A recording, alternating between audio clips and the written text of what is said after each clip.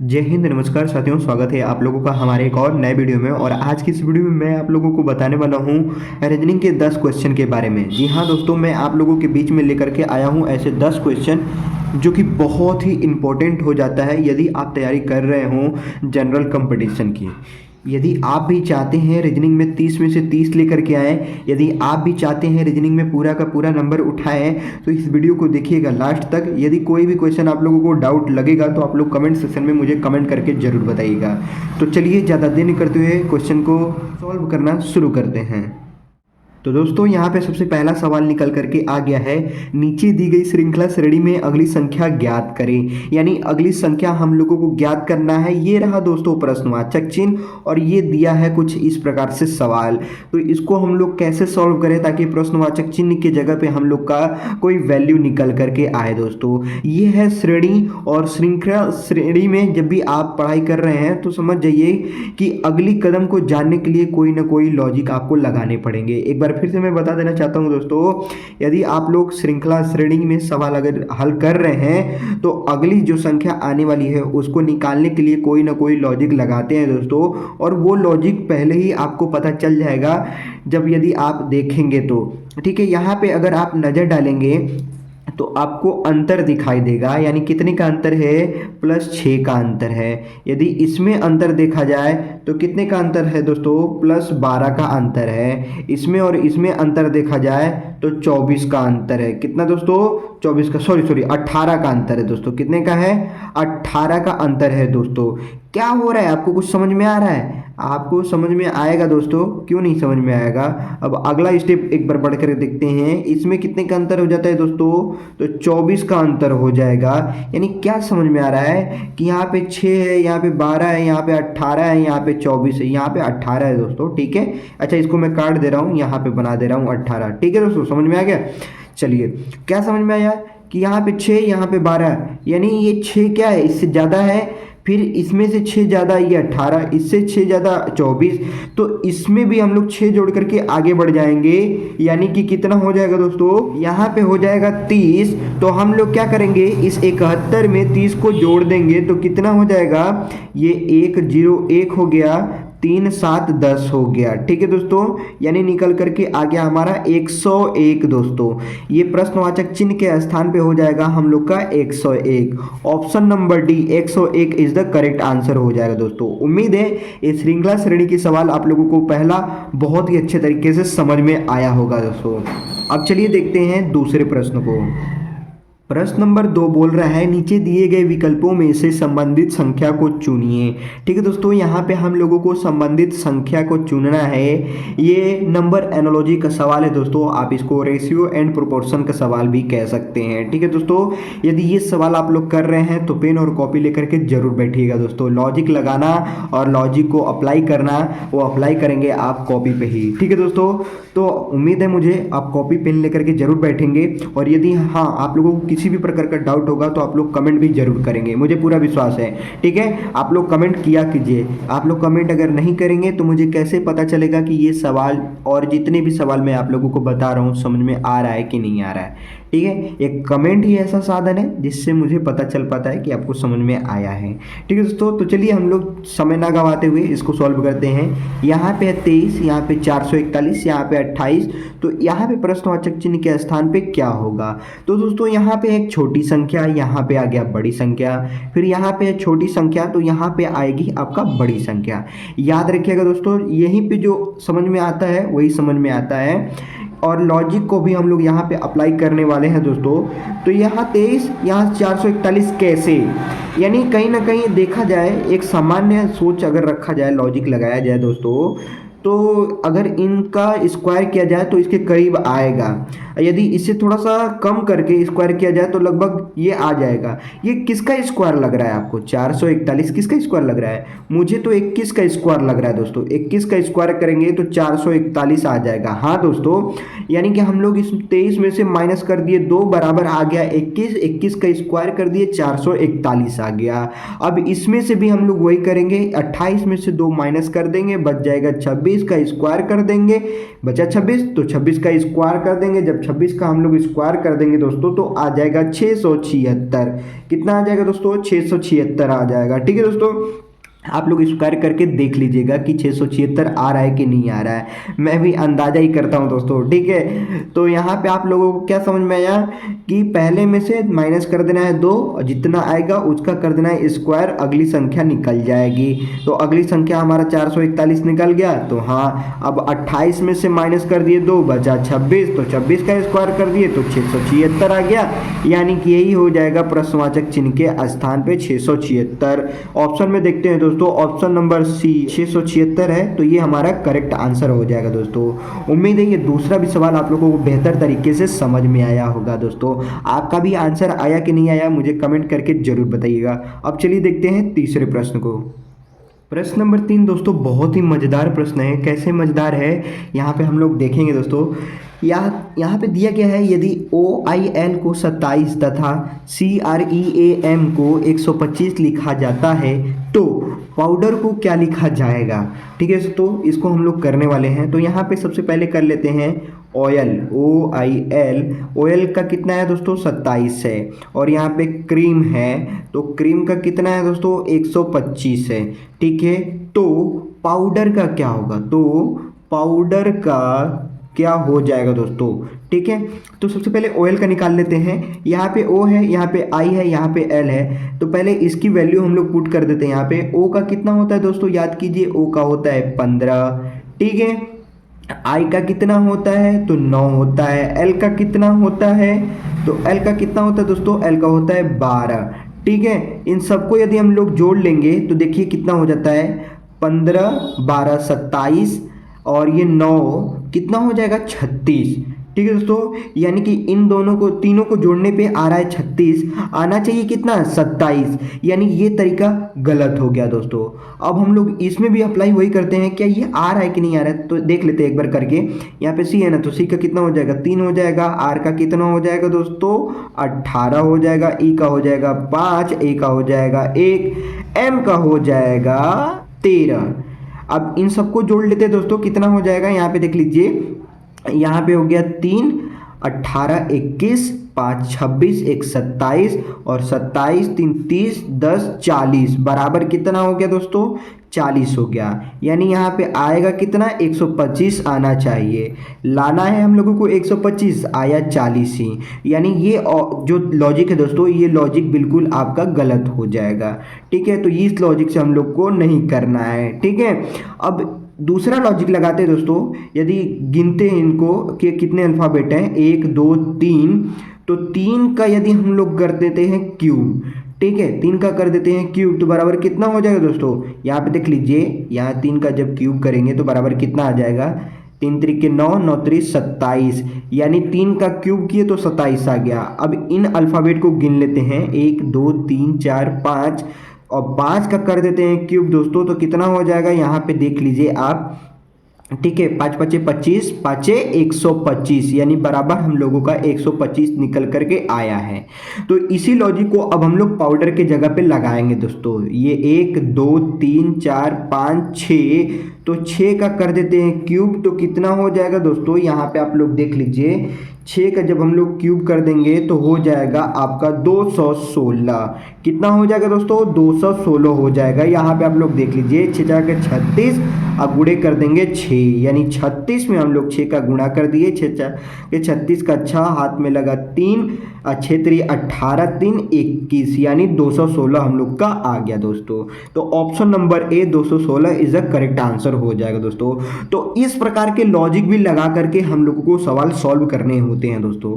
उम्मीद है आपको तीसरा प्रश्न बहुत ही अच्छे तरीके से समझ में आया होगा। यदि आप लोगों को डाउट हो रहा होगा दोस्तों, तो आप लोग मुझे कमेंट सेक्शन में कमेंट करके जरूर बताइएगा।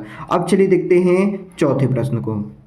प्रश्न नंबर 4 दोस्तों बहुत ही खतरनाक है। चलिए देखते हैं इस खतरनाक प्रश्न को क्या बोल रहा है। निम्नलिखित विकल्पों में असंगत संख्या का चयन कीजिए।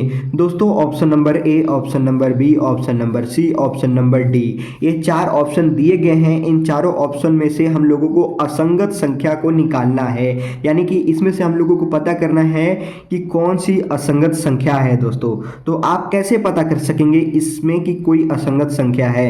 तो मेरे पास जो लॉजिक है दोस्तों मैं आप लोगों को बता रहा हूँ, यहाँ पे ध्यान से समझिएगा कि यहाँ पे दिया है 6:222, यहाँ पे दिया है 3:30, 7:350, 4:70 दिया हुआ है। तो इसको निकालने का तरीका दोस्तों एकदम ही आसान होता है। क्या है कि इसका हम लोग कर देंगे क्यूब, यानी पहले वाले अनुपात का हम लोग कर देंगे क्यूब, और देखने को मिल जाएगा कि अगली संख्या हमारा अनुपात का ही आंसर होगा। दोस्तों तो यदि हम लोग 6 का कर देते हैं क्यूब तो आ जाएगा 216। अभी मैंने पहले ही आप लोगों को बताया है तीसरे प्रश्न में, ठीक है दोस्तों, 216 हो जाएगा। अभी तो ये 222 है, यहाँ पे 216 ही आया। अच्छा चलिए इसमें हम लोग 6 को जोड़ देते हैं, ठीक है, बराबर कितना हो गया, 222 निकल करके आ गया। दोस्तों ये पहला हम लोगों ने सॉल्व कर दिया, ठीक है। अब चलिए इसको देखते हैं, यहाँ पे 3 है तो 3 का कर देते हैं क्यूब। अब देखते हैं 30 आता है कि नहीं आता है। तो दोस्तों 3 का जब क्यूब करेंगे तो 27 आएगा। अभी मैंने आपको पिछले ही सवाल में बताया है, प्रश्न नंबर 3 में ही, कि 3 का क्यूब करेंगे तो 27 आ जाएगा, ठीक है दोस्तों। तो अब हम लोग इसमें क्या कर देंगे, यहाँ पे तो 30 है ना, यहाँ पे 27 ही आया, तो चलिए इसमें 3 को जोड़ देते हैं तो बराबर कितना हो जाएगा, 30 हो जाएगा। ये 30 आया है तो हाँ 30 आया है। अब इसी प्रकार से हम लोग 7 को कर देंगे दोस्तों। तो 7 का जब हम लोग क्यूब करेंगे तो बराबर कितना हो जाएगा, 7 का क्यूब करेंगे दोस्तों तो 343 हो जाएगा। कितना हो जाएगा दोस्तों, 343 हो जाएगा। लेकिन यहाँ पे तो 350 है, तो हम लोग क्या कर देंगे, इसमें 7 को जोड़ देंगे, यानी हो जाएगा 350। दोस्तों इन जिनको जिनको मैं निकाला हूँ बहुत ही अच्छे तरीके से लॉजिक पे फिट हुए हैं। अब बचा है ऑप्शन नंबर डी। यदि इसमें नहीं फिट हो पाएगा तो समझिए यही असंगत संख्या होगी। क्या होगी दोस्तों, असंगत संख्या होगी। तो चलिए करके देखते हैं। यहाँ पे है 4 है ना, तो 4 का हम लोग कर देते हैं क्यूब। 4 का क्यूब कर देते हैं तो कितना हो जाएगा, 64 हो जाएगा। यहाँ पे देख लीजिए 4 × 4 × 4 बराबर कितना हो गया, 4 चौका 16, चौका 64 हो जाएगा। फिर इसमें क्या कर देंगे, 4 को जोड़ देंगे। जिसका क्यूब कर रहे हैं वही तो जोड़ रहे हैं। यहाँ पे देखिए 6 का क्यूब किए तो 6 जोड़े, 3 का क्यूब किए तो 3 जोड़े, 7 का क्यूब किए तो 7 जोड़े। तो 4 का जब क्यूब करेंगे दोस्तों 64 आया। अब 4 क्या कर देंगे, जोड़ देंगे तो बराबर हो जाएगा हमारा 68। लेकिन आना कितना चाहिए था, 70 आना चाहिए था। आया कितना, 68 आया। इसीलिए हमारा 4:70 ऑप्शन नंबर डी ये असंगत संख्या हो जाएगी। दोस्तों कौन सी संख्या हो जाएगी, असंगत संख्या हो जाएगी। दोस्तों उम्मीद है आपको चौथा प्रश्न बहुत ही अच्छे तरीके से समझ में आया होगा। अब चलिए देखते हैं 5वें सवाल को। प्रश्न नंबर 5 बोल रहा है, उन वेन आरेख का चयन कीजिए जो दिए गए वर्गों के बीच संबंध दर्शाता है। यहाँ पे दिया गया है दोस्तों हम लोगों का क्या दिया गया है, ग्रह मंगल और शुक्र दिया गया है। ये वेन आरेख को दर्शाने वाला सवाल है दोस्तों। तो वेन आरेख को कैसे दर्शाएंगे, दर्शाने का तरीका हम लोगों को खुद ही पता है, लेकिन उससे पहले हम लोग जान लेंगे कि ग्रह मंगल शुक्र क्या है। दोस्तों ग्रह क्या है, ग्रह एक ग्रह है, और मंगल भी क्या है, एक ग्रह है, और शुक्र भी क्या है, एक ग्रह है।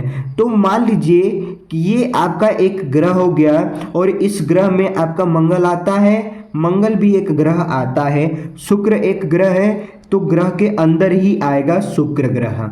तो हमारा जो वेन डायग्राम बनता है दोस्तों कुछ इस प्रकार से आपका तैयार होगा, ठीक है।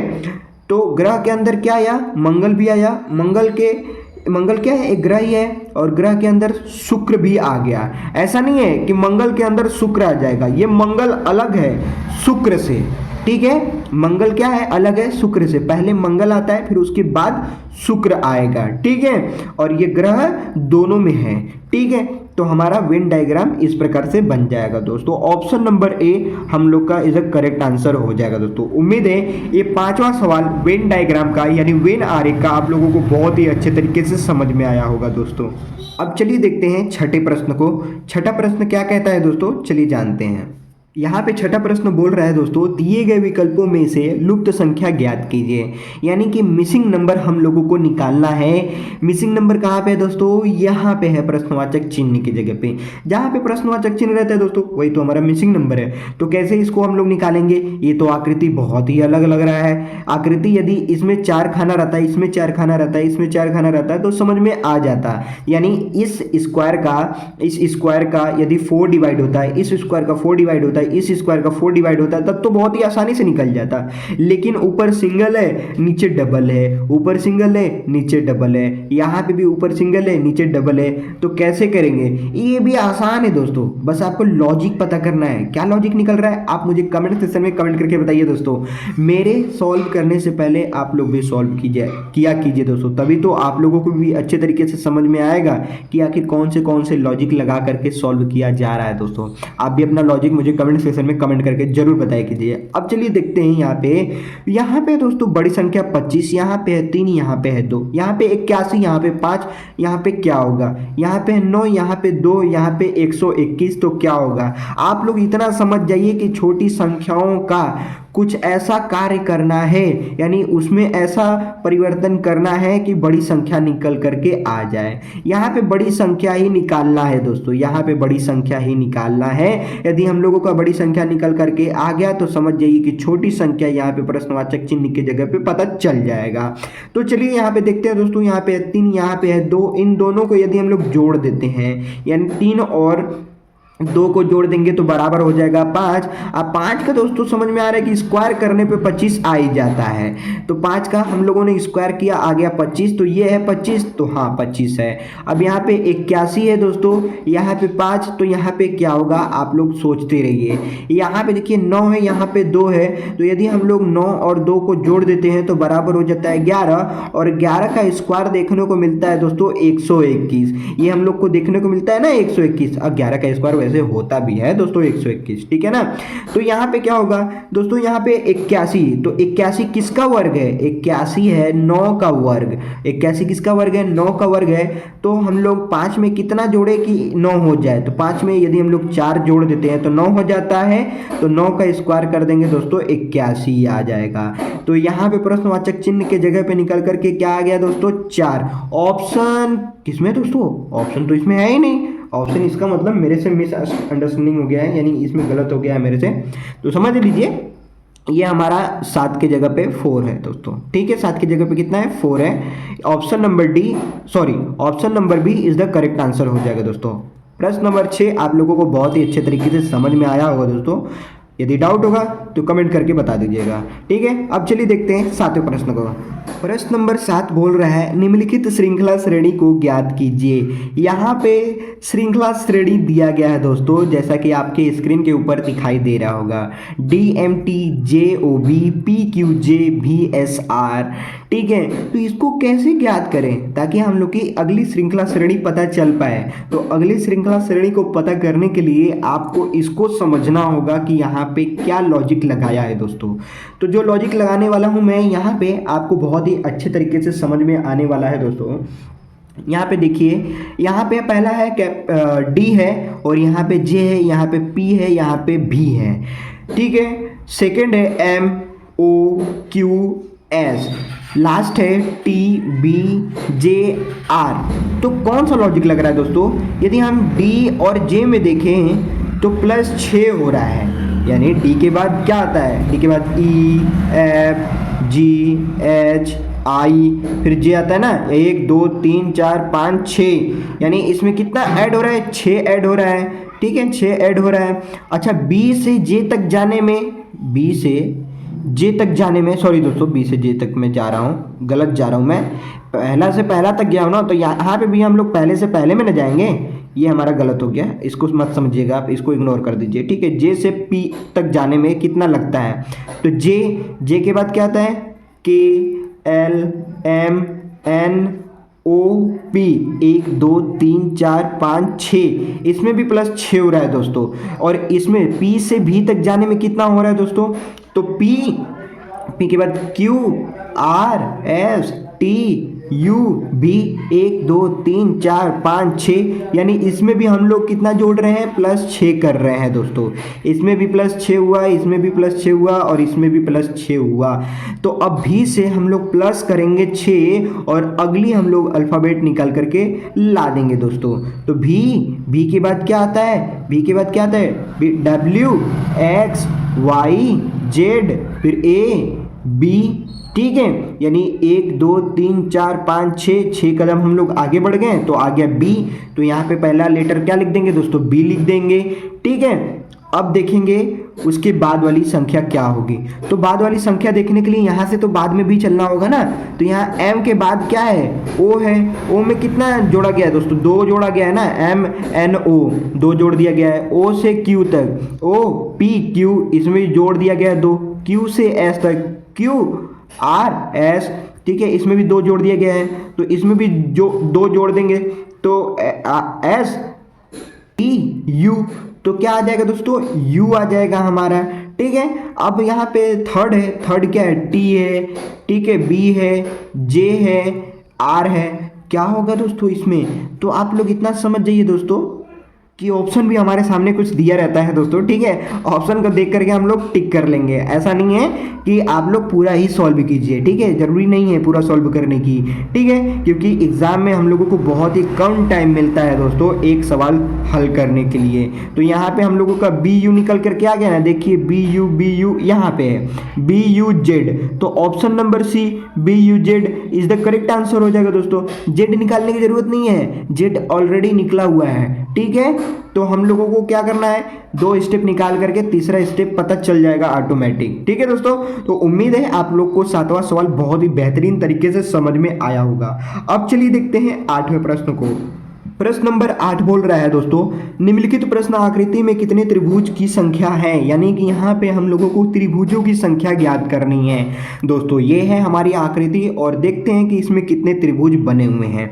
तो सबसे पहले हम लोग क्या करते हैं, यहाँ पे आपको दिखाई देगा एक स्क्वायर, यानी कि वर्ग दिखाई देगा दोस्तों, ठीक है। भले ही ये आयत जैसा लग रहा होगा आपको, लेकिन ये आयत नहीं है, समझ जाइए, ठीक है। आयत भी समझ लीजिए, कोई दिक्कत नहीं है, आयत समझिए चाहे वर्ग समझिए। त्रिभुज निकालने की आयत और वर्ग कोई मायने नहीं रखता, ठीक है।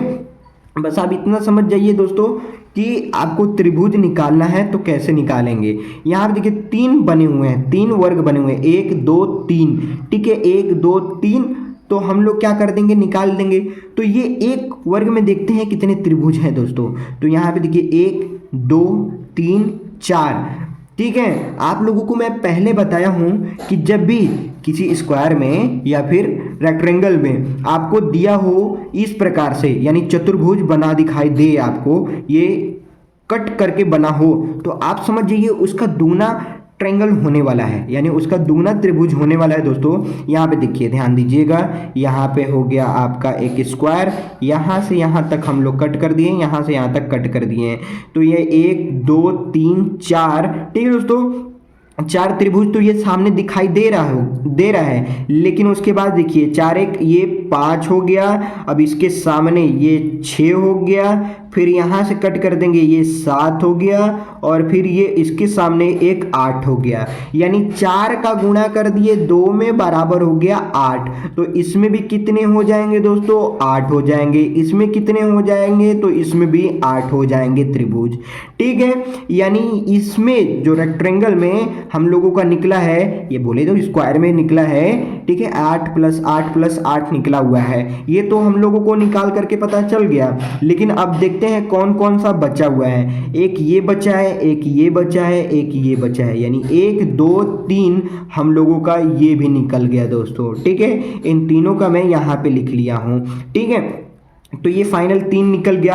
अब आपको कोई ट्रायंगल दिखाई दे रहा है, यानी कि त्रिभुज दिखाई दे रहा है। हाँ सर जी, मुझे दिखाई दे रहा है। क्या दिखाई दे रहा है, यहाँ से ऐसे ये एक त्रिभुज बन रहा है। आप लोग को दिखा, यहाँ से यहाँ तक एक त्रिभुज आपको बना हुआ दिखाई दे रहा है। तो ये हो गया 1। अब यहाँ से यहाँ तक हो गया 2, ठीक है दोस्तों, यहाँ से यहाँ तक हो गया 2, ठीक है, ये 2 हो गया। अब देखिए उल्टा आ जाइए, यहाँ से यहाँ तक हो गया 3, यहाँ से यहाँ तक हो गया 3, अब यहाँ से यहाँ तक हो गया 4, यहाँ से यहाँ तक क्या हो गया दोस्तों 4 हो गया। ठीक है, यहाँ से यहाँ तक हो गया 4 और एक भी और भी बचा हुआ है। अब देखिए यहाँ से यहाँ तक ऐसे, यहाँ से एक बड़ी वाली त्रिभुज आपको दिखाई दे रही होगी, यहाँ से लेकर के यहाँ तक ये आपका निकल गया 5। ठीक है दोस्तों, कितना निकल गया 5 निकल करके आ गया। तो यहाँ पे अब हम लोग सबको क्या कर लेंगे, जोड़ लेंगे दोस्तों। 8 16 24 और 24 प्लस 8 कितना हो जाएगा 32 हो जाएगा दोस्तों।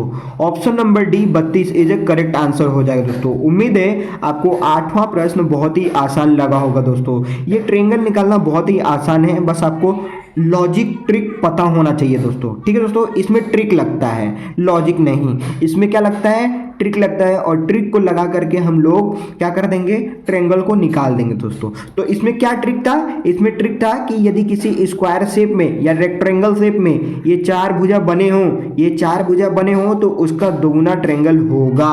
ठीक है, इसको आप लोग चतुर्भुज मत समझिएगा दोस्तों, ये चतुर्भुज आपका नहीं है। ठीक है, इसमें आपका किसी भी प्रकार का ट्रायंगल बन रहा है, नहीं बन रहा है। इसमें क्या बन रहा है, इसमें बन रहा है वर्ग। क्या बन रहा है, वर्ग बन रहा है। 1 2 3 4, इसमें कितने वर्ग है दोस्तों, ये 4।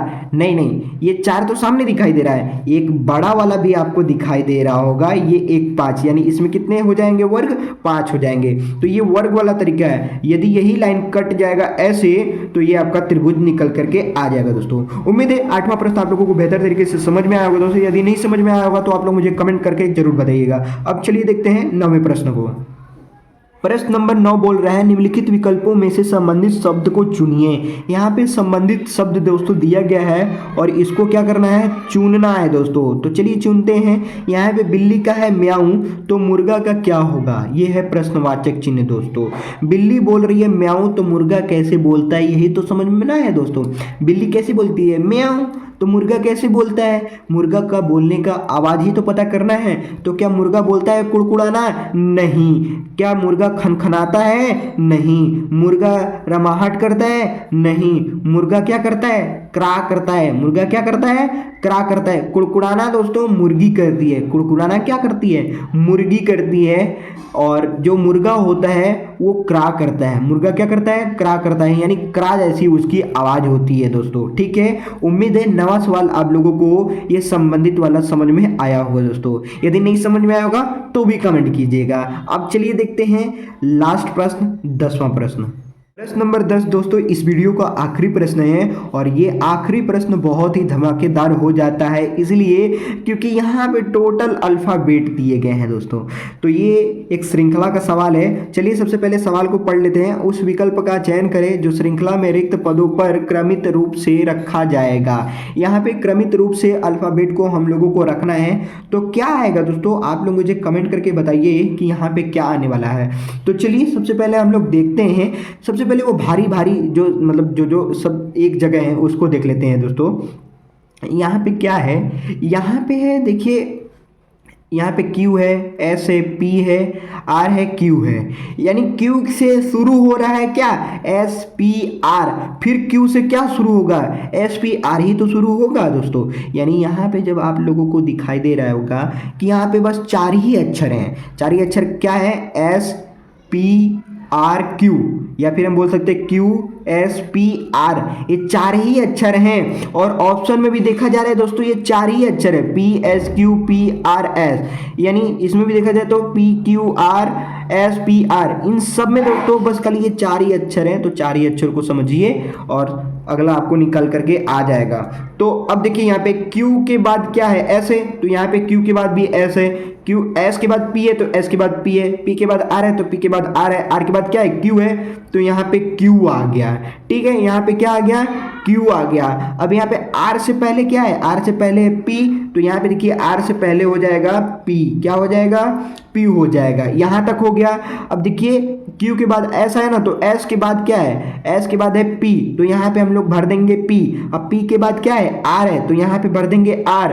अब देखिए यहाँ पे क्यू के बाद क्या है, एस है, यहाँ पे भी क्यू के बाद क्या है, एस है, यहाँ पे भी क्यू के बाद क्या है, एस है, तो यहाँ पे भी क्यू के बाद क्या हो जाएगा, एस हो जाएगा। अब देखते हैं दोस्तों हम लोग ने क्या क्या फिल किया। तो यहाँ पे फिल किया पी, यहाँ पे किया क्यू, यहाँ पे किया पी, यहाँ पे किया आर, यहाँ पे किया एस। ठीक है, तो क्या क्या हो जाएगा दोस्तों, P Q P R S. तो देखते हैं पी क्यू, यहाँ पे आर है, तो क्या गया दोस्तों, P Q P R S है ना। सॉरी दोस्तों, यहाँ पे ऑप्शन आप लोगों को मैच नहीं दिख रहा होगा। क्यों नहीं दिख रहा होगा, क्योंकि मैंने ना प्रश्न को लिखते ही समय यहाँ पे आप लोग देख रहे हैं अंडरलाइन था, यहाँ पे अंडरलाइन था, मैंने पहले ही एस भर दिया था। यानी ये ना होकर के क्या होगा, पहले हो जाएगा पी, यहाँ पे हो जाएगा एस, यहाँ पे हो जाएगा क्यू, यहाँ पे हो जाएगा पी, यहाँ पे हो जाएगा आर, यहाँ पे हो जाएगा एस हो जाएगा। ये 6 लेटर हैं दोस्तों। मैंने कितना निकाला था, 5 ही निकाला था, 1 2 3 4 5। ये दोस्तों मेरे से मिस्टेक हुआ था, लेकिन आप लोगों को प्रश्न समझने में कोई तो दिक्कत नहीं हुआ होगा दोस्तों, आप लोगों को अच्छे तरीके से समझ में आया ही होगा। तो अब देखते हैं यहाँ पे पी एस क्यू, तो पी एस क्यू फिर P R S, option number C दोस्तों इज अ करेक्ट आंसर हो जाएगा दोस्तों। उम्मीद है ये 10वां सवाल भी आप लोगों को अच्छे तरीके से समझ में आया होगा दोस्तों।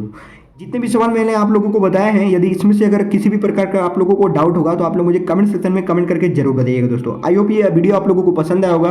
पसंद आए दोस्तों तो लाइक कर देना, चैनल पे नए तो चैनल को सब्सक्राइब कर देना। मिलते हैं ऐसे जबरदस्त वीडियो के साथ, तब तक के लिए जय हिंद, वंदे मातरम।